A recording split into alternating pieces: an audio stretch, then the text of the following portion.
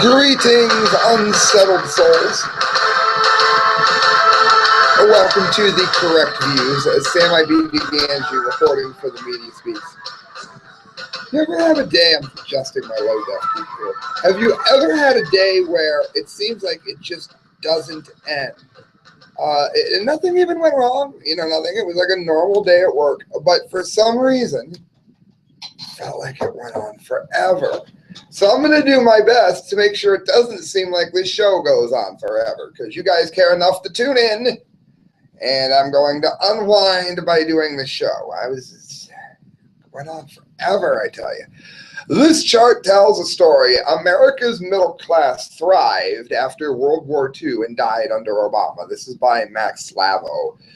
And I got to tell you something. This is some very interesting proof of just how bad things have gotten in this country. And if you don't believe me, then maybe you'll believe the people that are here. I knew that things were bad, but I have to admit I never guessed things were as bad as they actually are. I've heard Alex Jones say once that I told you it was bad. Guess what? It's even worse. Yeah, I was wrong. I was wrong because it was worse than I said it was. Well, that's kind of the situation that I felt here. Basically, the world leaders, the elite, if you will, are very much concerned about the disparity between the rich and the poor. And again, not because they're out to really help us. I'll get to that in a minute. But they're starting to notice that there is anger brewing in a lot of places. It says the scale of the crisis has been laid out for them by the charity Oxfam. Just 80 individuals, 80 individuals, now have the same net wealth, that's money for you Usher fans, as 3.5 billion with a B people. That is half of the entire population of the world. Let me repeat that. 80 people have the same net worth as 3.5 billion people, half the population. Last year, the best of the 1% owned 48% of all of the world's wealth. Friends, that's almost half of all the money in the world was owned by 1% of the people. It's up from 44% just 5 years ago. Our current trends, the richest 1% will have pocketed more than 99% put together next year. That's all the rest of us. Are you hearing this? Is anybody really hearing this? The 0.01%, not 1%, have been doing better, quadrupling their share of income since the 1980s. So 80 people own more money than 3.5 billion people. And we'll get to it more at the last story. This matters because it lends itself towards a very small number of people deciding what records they're on.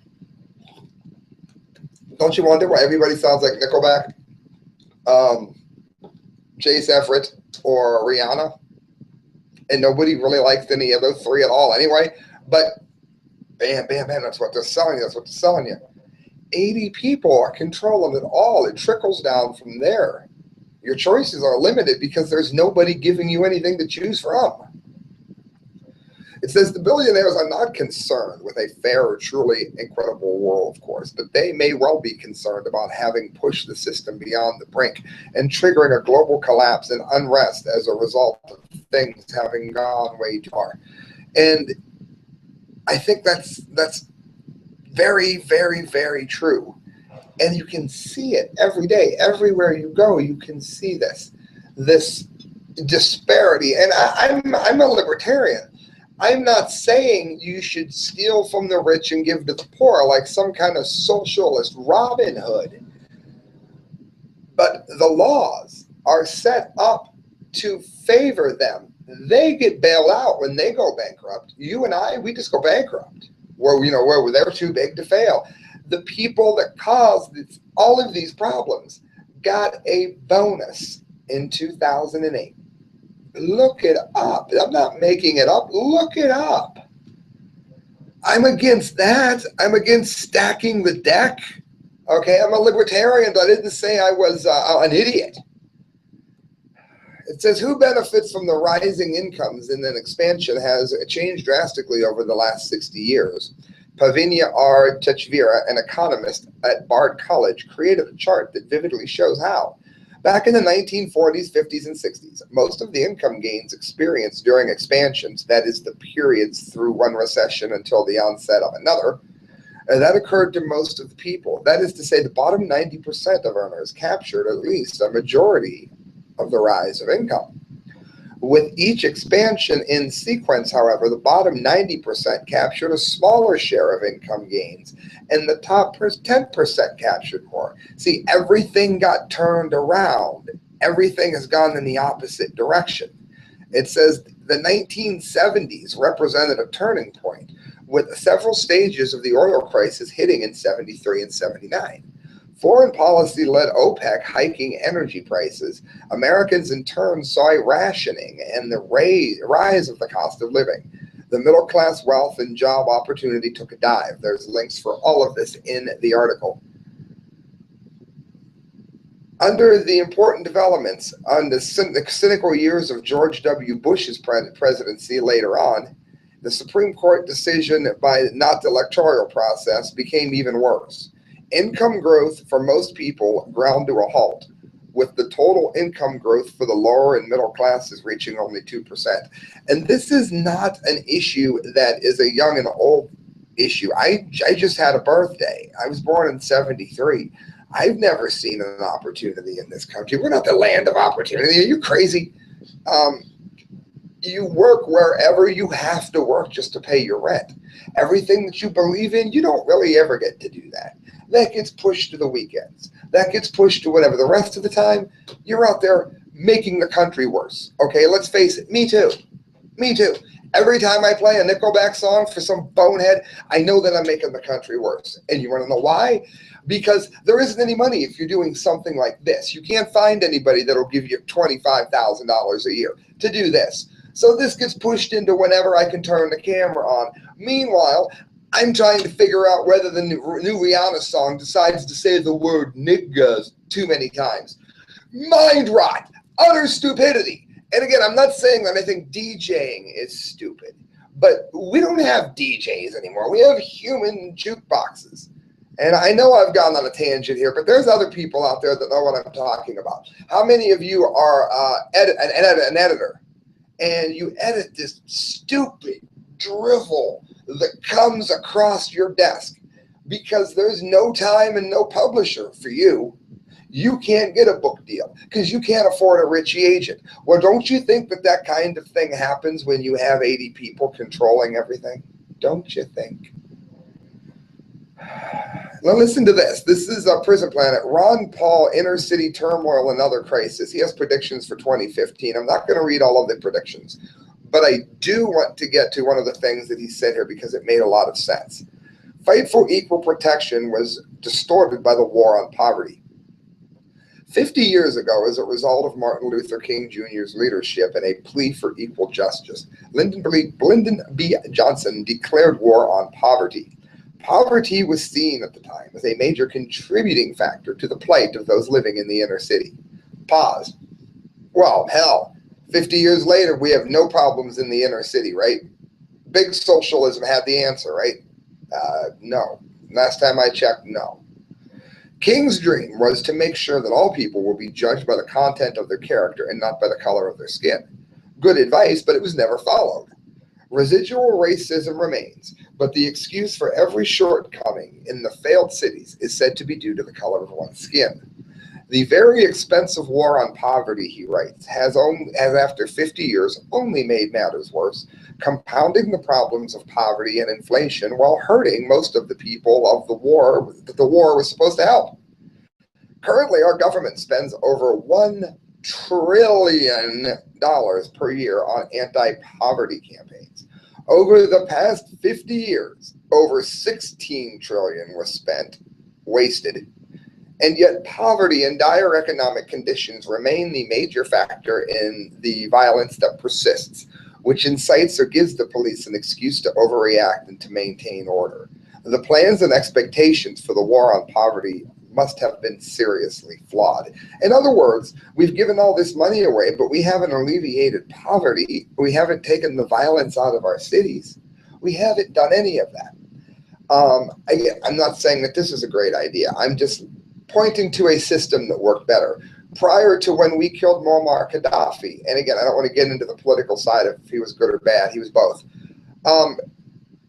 When you got married, you were given a house. You had to take care of it. But if you lived there, I think you had to live there like 5 years. You would get married, they would give you a house.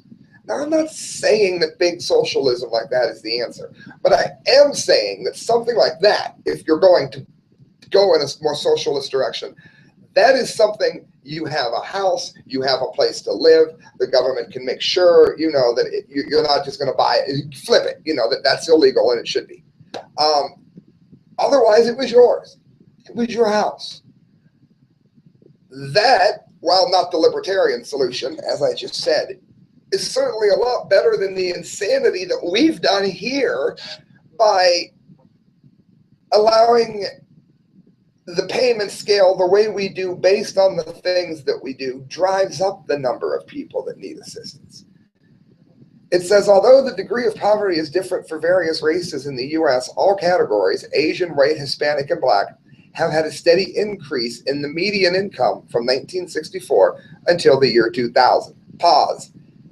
Asian, white, Hispanic, Black, they all, the middle class, went up for all of them from 64 to 2000. That was when the first of many bubbles started bursting. You guys will remember the internet. In all four race categories, it says incomes are lower since then. With the economy moving into the next stage of liquidation of bad investment and debt, we should expect this trend to continue. Economic setbacks and a decrease in real income are not limited to blacks in the inner city. The setback for the young has been dramatically worse than for older generations, aggravating the problem of violent crime in our cities. The progress, writes Ron Paul, of the early years of the war on poverty is understandable because the payment that always must be paid was delayed. The deficits and the borrowing and the printing of money were unsustainable. And what he's saying is that we're seeing it now. He thinks that the inner cities are going to continue to see this kind of problem, and you're going to find a lot of race baiting, including. But they're gonna make you hate the black man, hate the white man, hate this guy, hate that guy, so that you don't realize that all of those categories of people no longer see their income. You add inflation. All of them are getting hosed. But if you can keep them fighting each other, then you can keep hosing them, right? Many factors are involved in the crisis of our cities, but here's what he narrows it down to. Police brutality, militarization of the police, excessive laws, courts and law enforcement efforts ignoring the principles of equal justice. Obviously, if you've got police like treating the people that they're told to serve and protect like they're fighting them in a war, racism that exists to some degree on both sides of the conflict. Oh, I don't like him. He's a dumb N-word. Oh, I don't like him. He's a dumb honky. And let's see if we can keep everybody fighting so that we quit sticking up for ourselves so that we never unite. Rampant crime reflecting structural poverty. That's that and greed. I would say also greed. There's a lot of people that have enough and their greed makes them get into this. Not all. Absence of an understanding of the difference between earned and stolen wealth, race baiting, the entitlement mentality, self-reliance not being a goal for very many people, and the breakdown of the family unit. And also the war on drugs, sending peaceful, non-violent drug offenders who were otherwise good parents to prison while the state raises their kid. And it says the lack of economic understanding regarding the Federal Reserve. No one knows what it is. Nobody. Nobody cares about anything but Family Guy. taxes, welfare, economic consequences of the constant wars. People are never talking about how much these wars are costing us, unless it's a politician, unless, somebody like me, but you mention it to your average person and they have no idea what you're talking about. America can pay for it. Excessive government spending. It says the recent high-profile episodes of racial conflict involving police killings and the violence in some neighborhoods has been a fertile environment for demagogues and those who thrive on racial conflict. Some have suggested that sensitivity training for all police should be required to teach proper ways to deal with the public. There's a lot of exhausting circumstances that provoke overreaction from the police, writes Ron Paul. I'm not optimistic that the problem will be helped by sensitivity training. Retraining the police won't touch the complex problems that pit the police against the victims of complex social conditions generated by hate, violence, and bad economic policies. Not based on color. We're all getting it together. They are treating all of us at one time like we are the enemy. And it says the U.S. empire, who does it serve? When Obama announced a shift in geopolitical interest in the Far East to keep an eye on China, one TV anchor pointed out the move seems quite logical since we have a lot of business interests in the region. It is, in fact, far from logical if one looks at the tragic mess U.S. government interventionism has caused in the Middle East and the conflict the government is stirring up with Russia over the Ukraine. Every time we get involved in something, we get deeper and deeper into a mess. But you know what? Your average American citizen doesn't even know that we're having a problem in the Ukraine. Why? Because we have become a stupid, stupid nation. I mean, I can tell you firsthand experience. If you show any kind of flair, panache, gravitas, if you will, if you have any kind of love for art and you try to make it show, usually you're told no, play the hits. I'm dead serious. Nobody cares about art in anything. Nobody cares about whether or not our country has sent all of its jobs to another country. And now we have people working in those countries for slave wages while we don't have money for anything. We just take our credit card out, we buy a big screen TV. Hopefully, I'm staying up and doing this before I relax for the night for a reason. Hopefully this is getting through to people.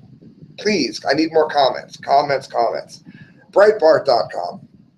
One more story on this front here. Economic death spiral. More American businesses are dying than they are starting. Oh, well, Sam, it's just you, right? It's just you. You have bad luck, Sam. Or maybe you're an idiot, Sam. That's why you're reporting on this. No, this looks like it's most of the nation. Listen. In a stunning Tuesday report, Gallup CEO and Chairman Jim Clifton revealed that for the first time in 35 years, American businesses' deaths now outnumber businesses' births. There are more going out of business sales than there are grand openings. Clifton says that for the past 6 years, since 2008, employer business startups have fallen below the business failure rate, spurring what he calls an underground earthquake that only stands to worsen as lagging U.S. census data becomes available. Let's get one thing clear. This economy is never truly coming back unless we reverse the birth and death trends of the American business, writes Clifton. Indeed, the numbers are striking. Contrary to the oft-cited 26 million businesses in the American figure, Clifton says 20 million of these so-called businesses are merely companies on paper with no workers, no profits, customers, or sales. In reality, America has just 6 million businesses with one or more employers, 3.8 million of which have 4 or fewer employers. In total, these 6 million U.S. companies provide jobs for more than 100 million people. And I can tell you firsthand that that's true. How do I know this? My brother and I have a business plan for a nightclub called the Looney Bin. And this was going, I don't want to give too much out because I don't want someone stealing the idea. But suffice to say that this would be an extremely successful club. There's no way the average man can afford a liquor license, and there's taxes and this and that and the other. Let me ask you a question. What right Does the government have to put any regulations on what kind of a business you want to open? Really? Well, you're going to poison people, and people will come there and die. We've talked about that before. No, you won't, because we already have laws against poisoning people. If you come over my house and I don't have a restaurant, I just cook you something and you die, I'm still liable for that. That's on me. So it's not going to change if I have a restaurant. So you can't use that one. We already have laws against that. You're not allowed to poison anybody, even involuntarily. No. What right does the government have? But they think they do. That's why people like me don't have a club. That's why you watching this, you don't have your have business. You know how to do it. You know that you know exactly how to do it. And if government would step out of your way, you would be able to do it. And you know that's true as well as I do. Moving on to something else, I thought this was interesting. This is from Newsmax. Europe's leading rabbi let Jews carry guns for protection. And see, I'm in favor of this, and let me tell you why. I worry that to some degree, the only real racists that really exist are some of the idiots in the far right of the freedom movement who blame Jews for everything. Every bombing there is because of Jews.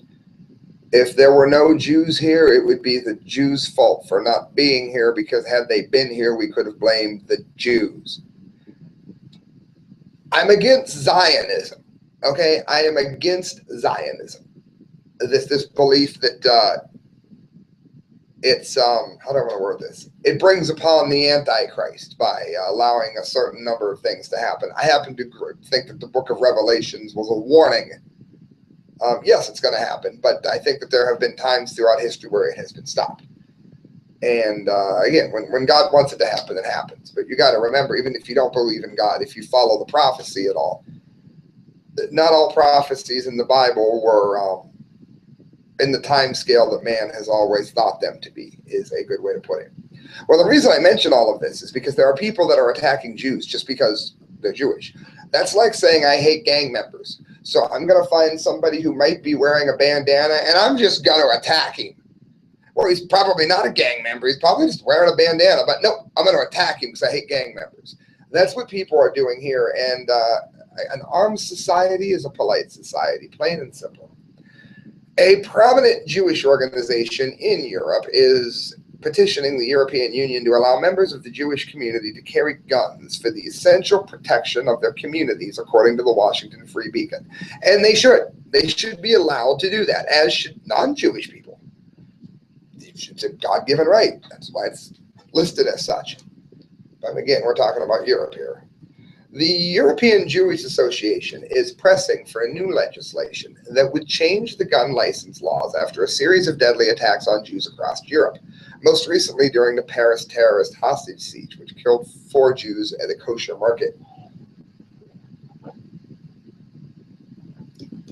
Thirsty, pardon me. Rabbi Morgolin, the group's general director, said in a letter to EU leaders that the recent attacks have revealed the urgent need to stop talking and start acting. He said the EU should empower and train Jews to handle firearms as a means of protecting themselves. We hereby ask that gun licensing laws are reviewed the immediate effect to allow the designated people in the Jewish communities and institutions to own weapons for the essential protection of their community. You know what? I'm in favor of that, and I also think it should be done for everyone, because everyone has the right to protect themselves. It's Jews being attacked over there right now. You know what?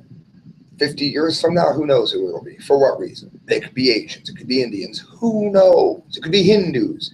Point is, whether you're black, you're white, you're Asian, you're Jewish, you're non-Jewish, you're Gentile, whatever, you have a right to defend yourself. Friends, you're listening to The Correct Views, asking you to check out the writings of Mike McLaughlin before we get to the last 3 stories that we have. Mike McLaughlin is an author who writes some of the best fiction extant today, and you can go and read his stories. Go to facebook.com. He's got some that he just posts up, and then, of course, he has some that he sells. He writes poetry, and you want to check him out. Moving on, this is from the Oprah Radio. shout out to Neova Radio, I should say. How eating certain beans cuts the risk of 5 cancers. Again, nobody wants to hear about beans, but don't tune out, okay? Give me 30 seconds to cover this, and you'll be glad that you did. It says, if you're worrying about cancer, beans in meal planning could go a long way. Research has shown that beans and other legumes work in many ways to stop cancer while providing plenty of health benefits. So we're going to zip through them before everybody zones out on me. But how many of you have lost a loved one due to cancer? I know I've lost a whole plethora. So here we go. Eating beans stops breast cancer. It didn't say it might stop. Stops. Recent data from Nurses Health Study 2, among the largest and longest running investigation into factors influencing women's health, has evaluated to see which flavanol-rich foods were protective of breast tissue in the premenopausal women from 26 to 46 age group. Researchers found that among the major food groups tested, beans and lentils were most protective, while tea, onions, apples, string beans, broccoli, green pepper, and blueberries showed no ability to provide protection. Blueberries are a freaking superfood. No. You want to save the tatas? Eat beans. 2, men benefit from frequent bean eating too. Lifestyle factors play a role in the diagnosis of prostate cancer. In other words, save the family jewels, just as they do in the diagnosis of breast cancer. French researchers assess the association of fiber and prostate cancer in 3,313 men, followed for a median time of 12.6 years, during which 139 developed prostate cancer. When the researchers compared men in the highest quartile of consumption of dietary fiber, such as beans and legumes, the consumption of men with the lowest, they discovered the risk of prostate cancer was cut in half. 3 through 5, beans stop renal, gastric, and colon cancers. That would be kidney, that would be your stomach, that would be your colon. And it says there's a secret at work in these studies, and it's beans turn out results like these. How can nobody know about it? Well, it's called inositol hexophosphate, or IP6 for short. So if you want to look it up, it will give you all the things that you need to know. But it stops tumor growth. Sometimes it stops tumor growth in mice all by itself. So the magical fruit, the more you eat, the more you toot. It doesn't matter, toot away, because your tooter won't have cancer. All right, New American, 2 stories to get to before we're done. The 19 ingredients in McDonald's fries, including a form of silicone found in silly putty. And I've said this before, I'm going to say it again. It would be very, very easy for McDonald's to come out of this death spiral that they're in, and it's not going to be what you think it's going to be. What you do is, if you're McDonald's, you sell all organic cheeseburgers, and you sell the regular Big Mac, just like you always did. The people at the drive-thru place their order. If they want the organic burger, they get the organic burger. If they don't, then you give them the same cheeseburger that you always gave them. That is common sense. But we don't have common sense anymore, do we? Ever wonder what makes up the highly popular fast food such as McDonald's chicken nuggets or French fries? Well, it says in most recent transparency video that was from McDonald's, Grant Imahara explains that there are 19 ingredients in America's favorites, fries. One of them is polydimethylsiloxane, which is used in the production of silly putty. This is seemingly essential French fry silly putty ingredient has been making headlines, and I can tell you it won't be the last. During his investigation, he found that I just said it. All right, here we go. Dimethylpolysiloxane is used in the making of McDonald's fries, along with petrol-based chemical called tetrateributahydroquine. We're going to call that TBHQ. While anyone immediately suspect that these ingredients may pose a hazard, and you are right, Grant tells his viewers that it's in there for perfectly good reasons. Yes, they use real potatoes, but they have nothing gluten-free. They have nothing vegetarian-free. But it says Finding such ingredients in the fast food giant's French fries isn't so surprising. Much of McDonald's food is tainted in more than one way. And I like McDonald's, but they're poison, friends. They're poison. For example, containing over 70 ingredients, the McDonald's sought-after McRib is full of surprises, including restructured meat technology. A restructured meat. And that includes traditionally discarded animal parts, that would be the family jewels and the tatas, brought together to create a rib-like substance. It also contains little-known flour bleaching agent azacardamide, as we've covered before. They took it out of Subway's bread. It's used in yoga mats. So, I mean, again, it's the McDiabetes McRib is actually what it is. It lets you know it is one of the most poisonous things that you can possibly put in your body. And friends, that's your food update. Why does it matter? Because of the dumbdee of the day. Paul Joseph Watson, obese model, hailed as a good example for women. Now, before I get into this, I am not politically correct. I make men jokes, I make female jokes, I am prejudiced to neither, and I pick on both. I'm still a little pudgy, but I was like the fat kid growing up. I've got all the sympathy in the world for anybody that is abused or picked on or and otherwise mentally damaged by the abuse that they get. I get it. Believe me, I get it. However, that's different. I wouldn't have wanted somebody to say, well, you know, and I lost weight once I found skateboarding. You're fine just the way you are. Just keep getting fatter and fatter. Don't do anything to help yourself, to better yourself. The other problem I have with this, and this is I haven't heard anybody else reporting on this, but I have a problem with it that I told you at the beginning was going to tie in.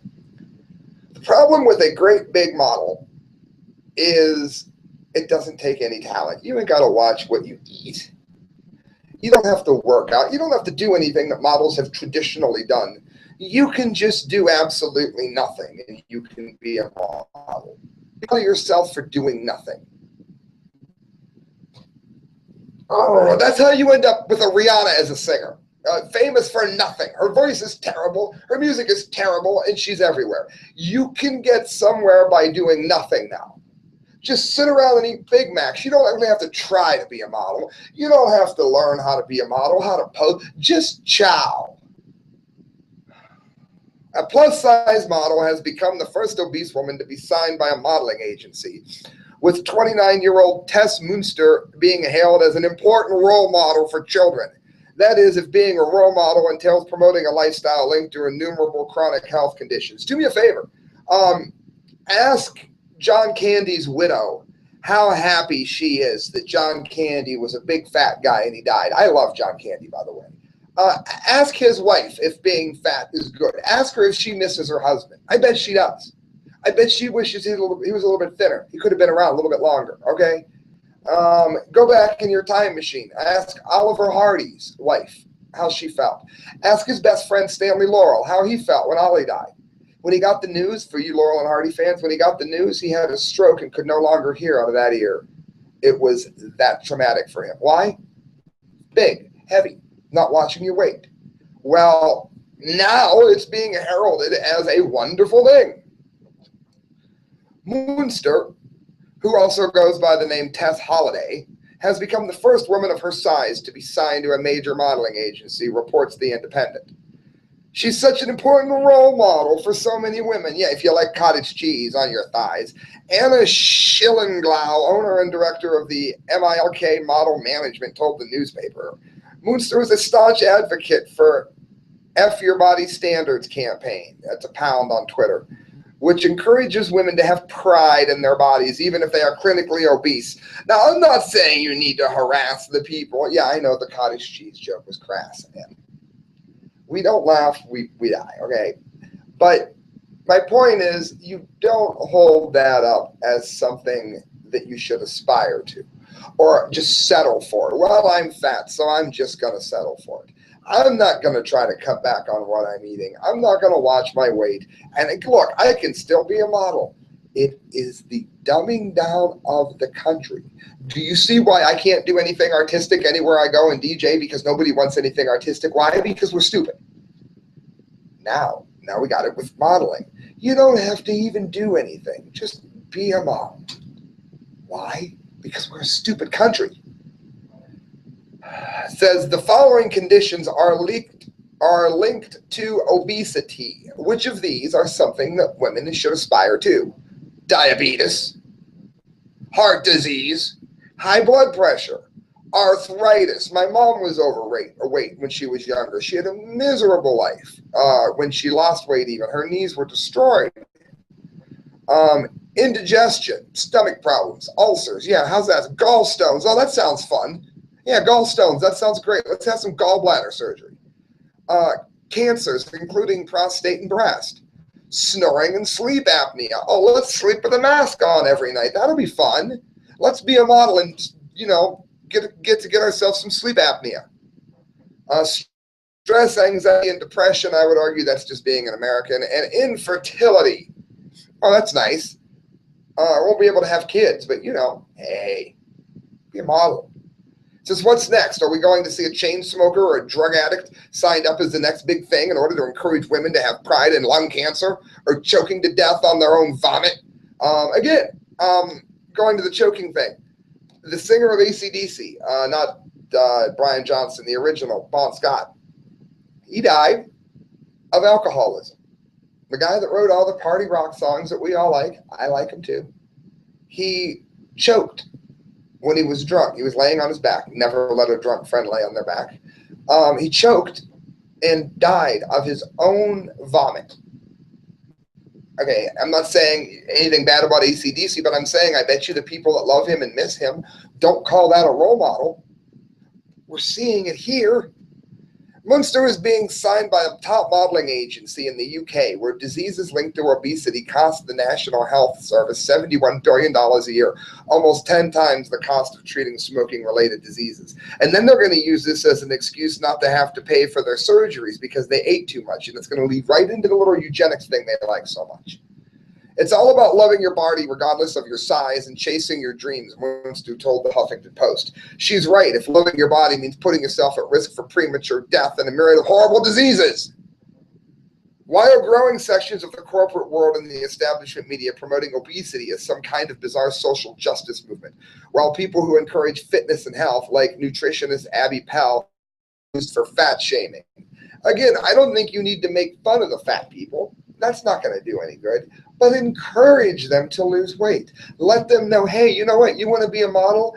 I bet you can be. You should try to lose some weight. Here, I'll encourage you. I'll go on a diet with you. I'll give up, pop for the next 6 months if you stay on your diet. No, just let him eat and die. The answer is the third wave of feminism. Radical feminists have embraced the fat pride movement despite the fact that it is incredibly harmful to women.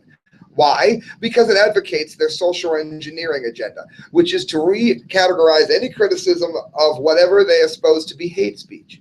People who question obesity are actually having the cops called on them. In other words, if the feminists were out there telling you what they should be telling you in order to help you become healthier, to help you live a longer life with people that you love, they would be saying that you need to lose weight. And I know it's going to be hard, but you need to do it because you're going to be very sick and very unhappy if you don't. Instead, it's easier to pander to them and say, it's okay to be fat. We're feminists, and we accept you just the way you are. Yeah, with tubes down your throat because you didn't lose weight, and now you have esophagus cancer. That sounds wonderful. No, it doesn't. Friends, you're listening to The Correct Views, a rather chubby host myself, signing out saying, friends, thanks for listening. Good night. God bless. Please donate to the show if you can. I would like to do this as what I do. I would do a 3-hour day show, and let me know. If you can donate to the show, I would appreciate it. You can do so at thecorrectviews@hotmail.com. Good night, friends. God bless.